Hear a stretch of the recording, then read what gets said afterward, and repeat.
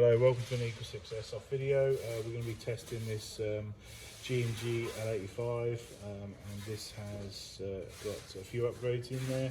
We've done the Prometheus Tightbore barrel, 469mm. We've got a Prometheus purple hop rubber, Prometheus nub. We've got the Prometheus MS110 spring. We've got the Prometheus hard version 7 gears. And we've got the Nuprol 15 tooth piston, and we've got modification, so technically it's 14. And we've also got the brushless motor 35k installed, and that's pretty much it. So obviously ready for testing. 346 on 2s, 267 on 3.2s. So obviously we'd always recommend heavier ammo. But you can use your preference, and we're ready to test.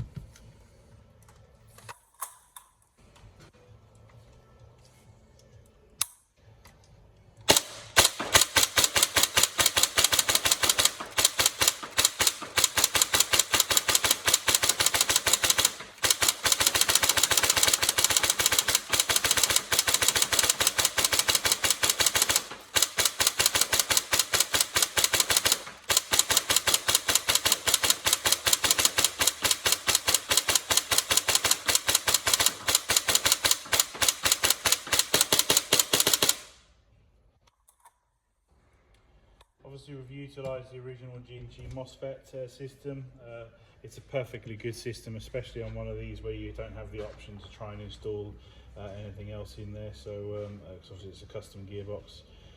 You'd really have to do something crazy with one of these MOSFETs and custom switches, placements and all kinds of stuff. It's just not worth it for the performance that perfectly good performance that the G&G MOSFET offers. So yeah, to be honest, a lot of the parts were solid, so we didn't change a massive amount. We just buffed, obviously. There's no such thing as really incredibly strong gears from any off-the-shelf gun. So hard gears are pretty much a go-to in any sort of build spec. Obviously the bushings were already pretty good in there, so we utilised those. Even used the original piston head, so it's obviously the G&Gs fit quite a slow motor, and then obviously we paid attention to obviously a stronger piston and AOE adjustment just to see if we can guarantee compatibility with 11 volt. But yeah, it's shooting faster, shooting quicker on single shots, and obviously we've done some range and accuracy improvements as well. So it hopefully should be a better gun than what it was originally.